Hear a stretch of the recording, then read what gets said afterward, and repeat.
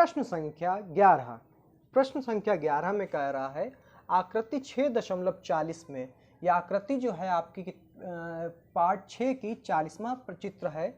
A B जो है इसकी, जो ए बी है वह ए सी के बराबर है, जो ए बी है वो ए सी के बराबर है। जब ये लाइनें बराबर हैं तो इसके कोण भी बराबर होंगे। ठीक है, एक समबाहु त्रिभुज ए बी सी की बढ़ाई गई भुजा सी बी है, जो सी से बी है वो बढ़ाई गई है, यानी सी से बी वाली जो लाइन है वो बढ़ाई गई है और वो कितनी बढ़ाई गई, ई तक। ठीक है, ई तक बढ़ाई है। यदि ए डी लंबवत, यानी ए डी जो है वो किस पे लंबवत है, बी सी पर जो लंबवत है वो है ए डी, मतलब बी सी पर जो लंबवत है वो हमारी है ए डी। ठीक है, ये लाइन ओके। इसका मतलब बताया मैंने, इसको ये होता है आधार और ये होता है लंब। ठीक है, ये आधार और ये लंब। ठीक है, उसके बाद में जो है कह रहा है ई एफ जो है वो ए सी पर लंब है। तो सबसे पहले हम ए सी बना लेते हैं, ये है ए और ये सी, मतलब ये वाली लाइन। ठीक है, ए और सी, उस पर लंबवत है ई एफ। कौन सी बेटा, ई और एफ, ये ई और ये एफ। ठीक है, आपको लंबवत भी समझा दिया। तो सिद्ध कीजिए कि ये वाले त्रिभुज इसके समरूप हैं। ठीक है, अब ये करने कैसे हैं उसको देख लेते हैं बच्चों। अब इसको करना क्या है, सबसे पहले क्या दे रखा है कि ए बी जो है वो ए सी है। अब हमने बताया ना, जब समबाहु त्रिभुज है तो इसके ये वाले और ये वाले कोण भी बराबर होंगे, तो कोण बी जो है वो कोण सी है। ओके, अब हम इसी को मान लेते हैं समीकरण नंबर 1। ठीक है बच्चों, उसमें लिखते हैं, अब इस चीज को लिखते हैं, त्रिभुज ए बी डी और त्रिभुज ई सी एफ में। ठीक है, अब त्रिभुज ए बी डी बना लेते हैं, ए बी और ये माफ करिएगा ये डी है, ये 90 होगा। ये वाला क्या है, देखिए बनाते ही पता चलेगा कि ये 90 और ये बराबर होगा उधर वाले के, ई सी एफ। अब क्या बनाना, ई सी एफ, ये एफ, ये ई और ये सी, ये वाला कोण जो है इसके बराबर होगा और ये हमारा 90 है ही। तो दो चीजें तो हमको मिल गई। अब इसमें आप देख लीजिए जरा, पहले 90 वाले लिख लेते हैं, तो ये हो जाएगा आपका A D B, A D B. ठीक है, बराबर उधर वाले 90 लिखिए। उधर वाले 90 कैसे लिखेंगे बच्चों, ई एफ सी, तो एंगल ई एफ सी। ठीक है, अब यहाँ पे कोण एंगल बी जो है हमारा एंगल सी है, तो यहाँ पे लिख सकते हैं समीकरण 1 से। ठीक है, समीकरण 1 से। ठीक है, ये भुजाएं बराबर थी तो उस पर बने हुए कोण भी बराबर होंगे। ठीक है, इसके बाद में दो एंगल आ गए, यानी ये हमारा समरूप हो गया। त्रिभुज ए बी डी समरूप है त्रिभुज ई सी एफ। ठीक है, बाई एंगल एंगल। ओके बच्चों, आई होप ये सवाल आपके समझ में आ रहे होंगे, कितने सरलतम रूप से इनको कर रहे हैं। अगर समझ में आ रहा है तो इस वीडियो को लाइक करें, मेरे चैनल को जरूर सब्सक्राइब भी कर दें। Students, welcome to my new video में आपका एक बार फिर से स्वागत है। अगर आप मेरे चैनल पे पहली बार हैं तो पहले तो इसको सब्सक्राइब कर दीजिए, इस वीडियो को लाइक कर दीजिए, क्योंकि आप लोग चैनल को सब्सक्राइब करना और लाइक करना भूल जाते हैं। चलिए आप सवाल नंबर 12 पे चलते हैं। तो एक त्रिभुज ए बी सी की भुजाएं हैं ए बी और बी सी, देख लीजिए उसकी भुजा है ए बी और बी सी। ठीक है, तथा माध्यिका है ए डी, माध्यिका है बीच में ए डी। ठीक है, एक अन्य त्रिभुज पी क्यू आर, एक अन्य त्रिभुज पी क्यू आर, ठीक है, कि क्रमशः भुजाएं हैं पी क्यू और क्यू आर। ठीक है, तथा माध्यिका पी एम, माध्यिका बच्चों पी एम कर लिया, के समानुपाती है, समानुपाती देख लीजिए बटे में। अब ये बता देंगे आपको, दर्शाइए कि त्रिभुज ए बी सी समरूप है त्रिभुज पी क्यू आर के। ठीक है, पहली बात तो आपको ये बता दें कि ये सवाल बहुत इंपॉर्टेंट है। ठीक है, पेपर्स के नजरिए से, तो इस पे डाल लीजिए बी आई पी। ठीक है, very important question for exam. Okay, सबसे पहले तो यहां पे लिखेंगे दिया है ए डी, माध्यिका किसकी है बच्चों, त्रिभुज ए बी सी की माध्यिका है।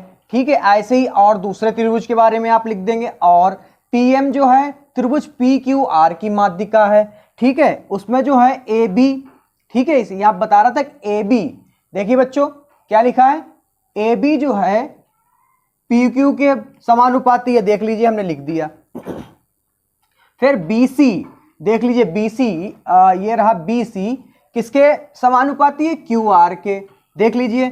BC अपॉन QR लिखा बच्चों, उसके बाद में हमारा AD यानी माध्यिका AD लिखा है और समानुपाती किसके हैं, PM के। ठीक है बच्चों, सिद्ध क्या करना है, जो दर्शाइए उसको लिख दिया, इस चीज को भी लिख दिया सिद्ध की। देखिए सब चीजें आपके प्रश्न में उपस्थित हैं। यहाँ पे क्या करते हैं, सबसे पहले उपपत्ति में यानी प्रूफ में, अब हम इसको प्रूफ कैसे करेंगे उसको आपको बता देते हैं कि यहाँ पर सबसे पहले तो लिखेंगे हम जो BD रेखा है, कौन सी बच्चों, जो BD रेखा है वो आपकी हाफ है किसकी, BC की। कैसे, आइए देख लेते हैं, छोटा सा चित्र बना के ये आपका BD मतलब पूरी बना लीजिए, क्या नाम है इसका, B और C, इसकी आधी माध्यिका है ना D। तो अगर हम कहें कि BC का आधा है BD, ठीक है, क्योंकि ये आधा है ना, अब पूरा वाला क्या है B और C, तो पूरे का आधा यानी 1/2 BD हो गया। ठीक है, ऐसे ही बच्चों हम उसका भी निकाल लेते हैं, तो उसका क्या होगा QM, क्या होगा बच्चों, Q और M।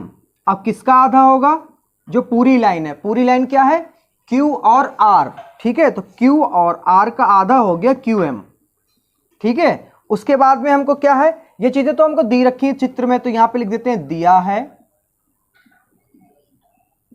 उसके बाद में इसमें भी लिख लेते हैं दिया है, ये लिखना जरूरी होते हैं स्टेटमेंट। उसके बाद में जो समानुपाती दे रखे हैं उसको भी लिख लीजिए, AB/PQ बराबर BC/QR बराबर AD माध्यिका है PM के, ये भी क्या है, दिया है।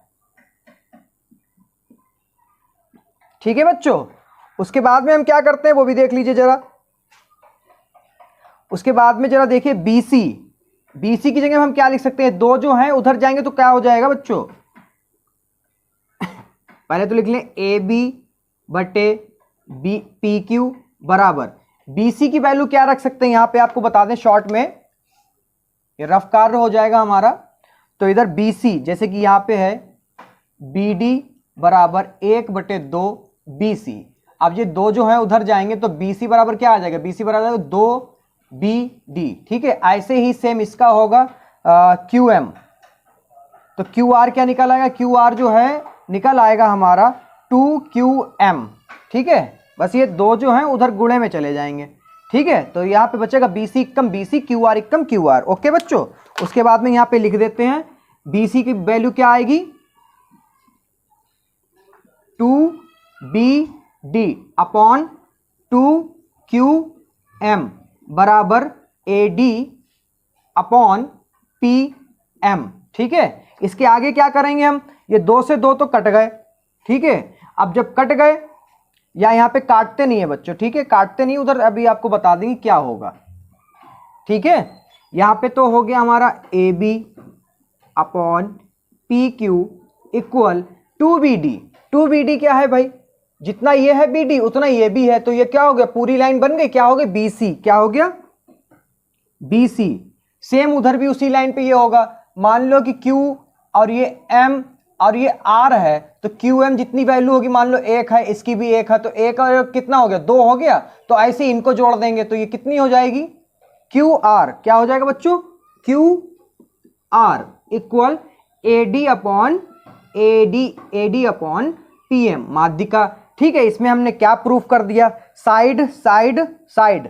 ठीक है, तो यहाँ पे जो है हमारा प्रूफ हो गया, त्रिभुज ABD समरूप है त्रिभुज PQM के बाई साइड साइड साइड। ठीक है, समरूपता कसौटी से। ओके बच्चों, आशा करते हैं यहां तक आपके समझ में आया होगा, मगर जो हमको प्रूफ चाहिए वो अभी नहीं मिला है, तो अब वो इसी से निकल आएगा। ठीक है, उसके बाद में इसको हटा देते हैं, ये हमारा जो रफ कार्य हमने किया था।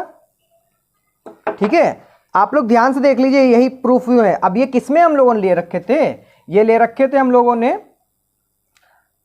आधे में, मतलब इसमें ले रखे थे हमने, इसी के कर रहे थे। ठीक है, आगे देख लेते हैं, यहां पे लिखेंगे अब जो है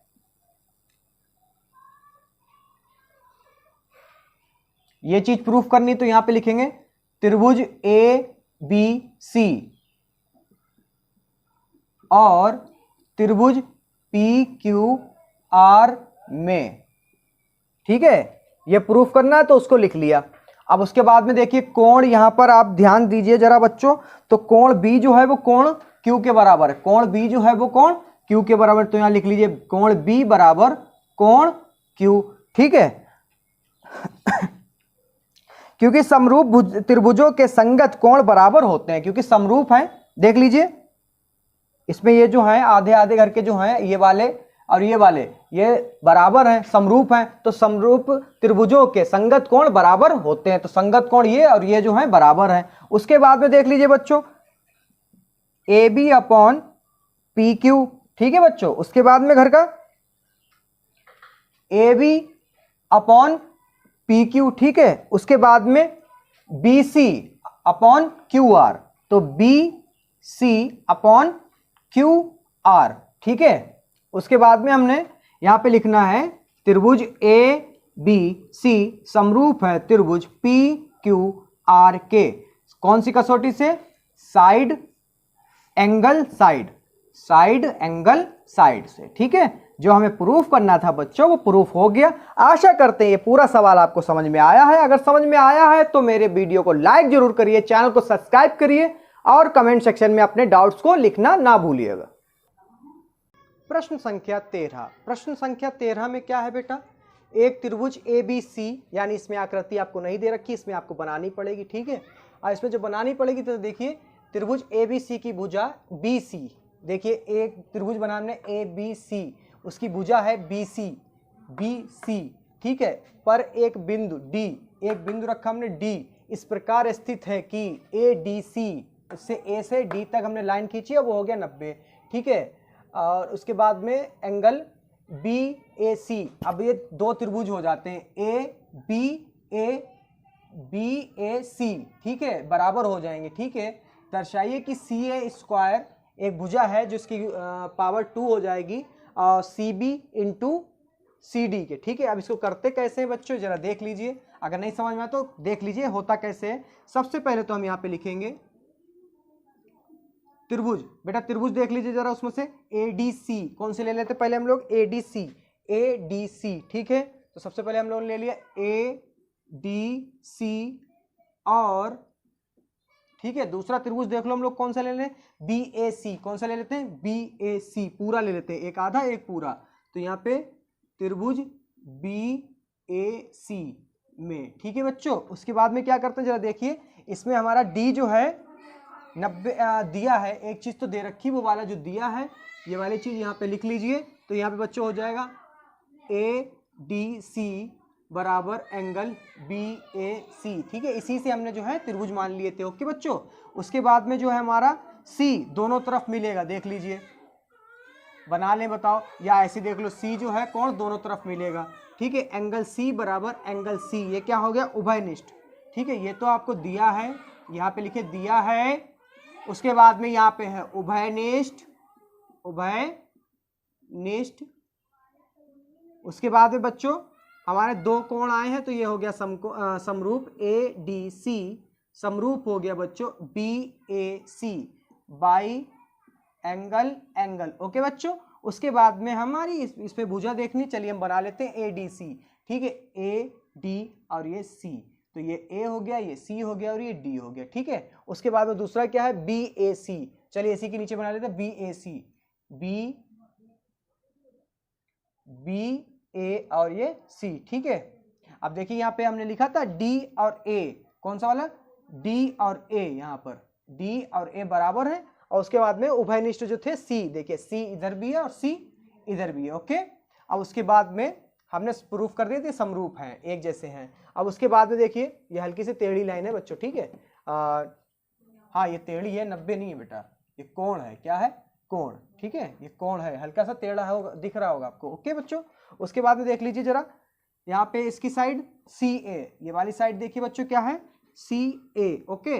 अब इसकी देख लीजिए क्या होगी, जब उसका लंब लिया तो इसका आधार, ठीक है, ये क्या हो गया, बी सी, या सी बी लिख लो क्योंकि वो प्रूफ करना है, सी बी बराबर बच्चों सी डी ले लेते हैं, क्या ले लेते हैं, सी डी, नीचे वाले लेंगे तो इसकी ये वाली चीज लेंगे, ठीक है।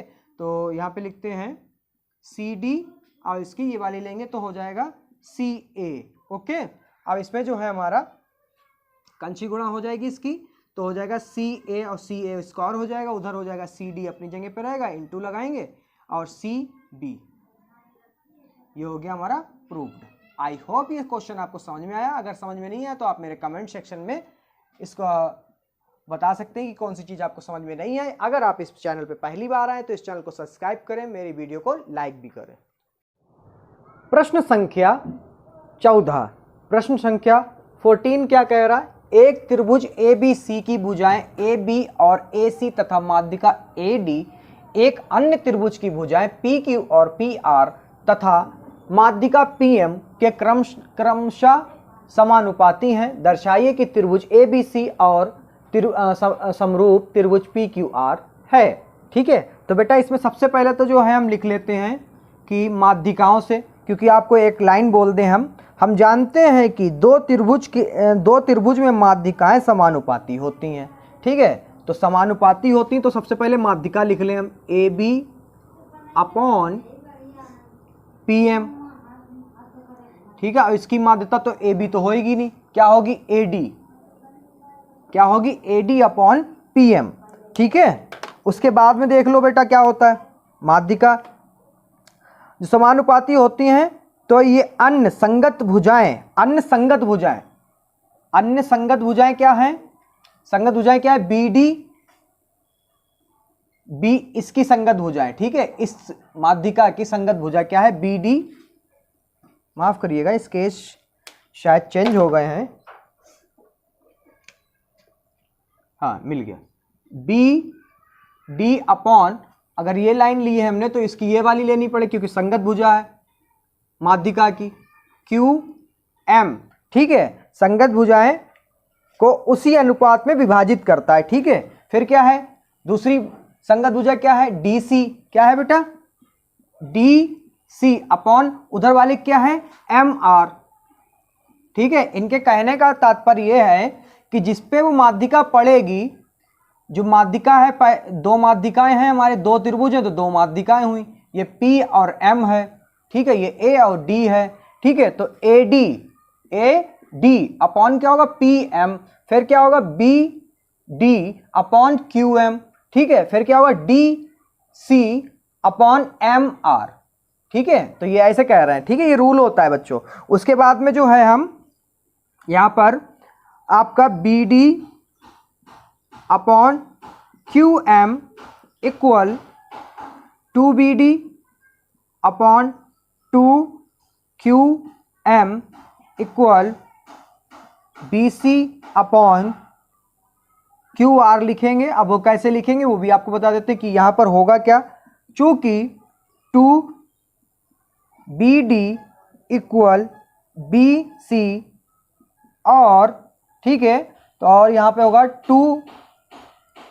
2QM इक्वल, पूरी लाइन बोलिए बेटा क्या है?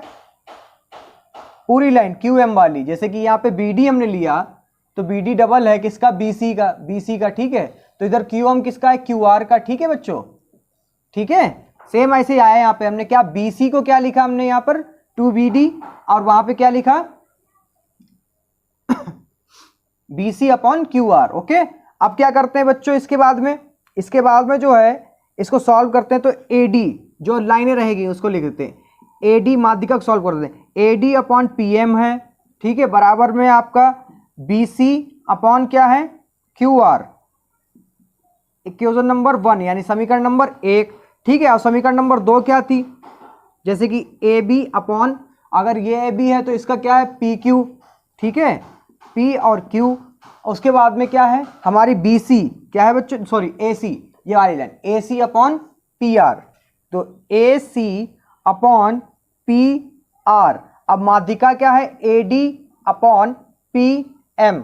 समीकरण नंबर 2 ये तो दिया है, ये जो है आपको प्रश्न में दिया है। ठीक है, ये चीज ऐसी। उसके बाद में क्या लिखते हैं? समीकरण 2 से, यहां पे लिख रहे हैं समीकरण 1 और 2 से, समीकरण 1 व 2 से। ठीक है बच्चों, तो यहां पे क्या करते हैं?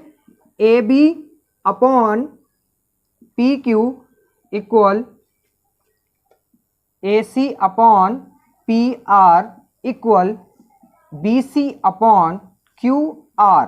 ठीक है, अब ये कहां से आया, AB अपॉन PQ। ठीक है, AC ये भी लिख दिया। ठीक है, उसके बाद में क्या है, AD और PM की जगह पे हम क्या लिख सकते हैं, इसको। ठीक है, इसको लिख दिया हमने ये नीचे आके।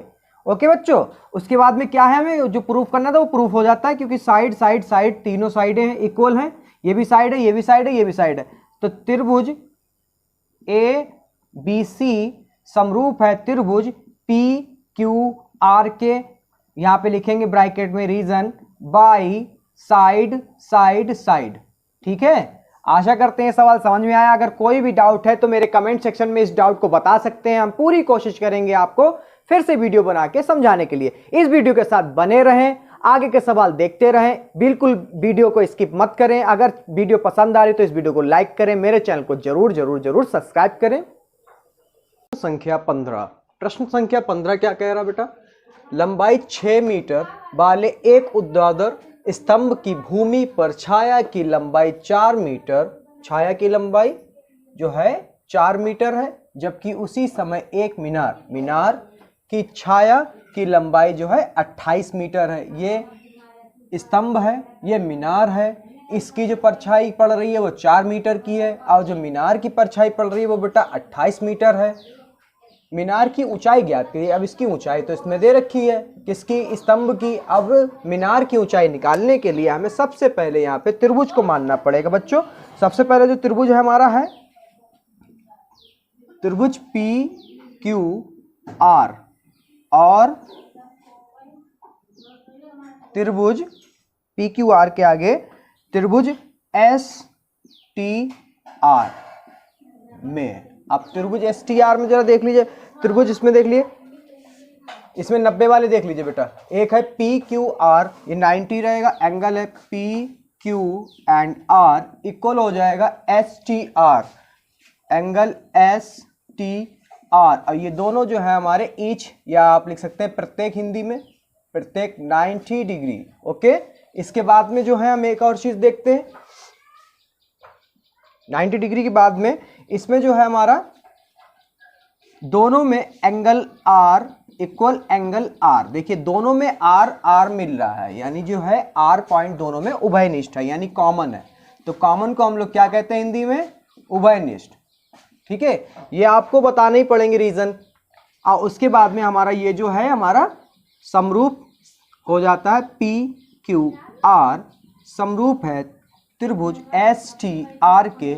यहाँ पे लिखेंगे बाई एंगल थ्योरम से, यानी प्रमेय से। अब उसके बाद में हम लोग जब ये प्रमेय से हमने इक्वल प्रूफ कर दिए, यानी कि इनके ये समरूप है एक दूसरे के, तो यहाँ पे जो है PQ, ठीक है, PQ जो है हमारी ST के बराबर हो जाएगी। मतलब PQ जो होगा वो ST के इक्वल, अब समानुपाती होगा बटे में ST। और QR जो है बच्चों इधर QR, देखिए QR जो है वो TR हो जाएगा। ठीक है, तो QR के बटे में TR हो जाएगा, ये समानुपाती है। ठीक है, अब इसमें जो वैल्यू पता है PR की, PQ की तो पता नहीं है, ST की देख लीजिए 6 है, ST जो है 6 मीटर है।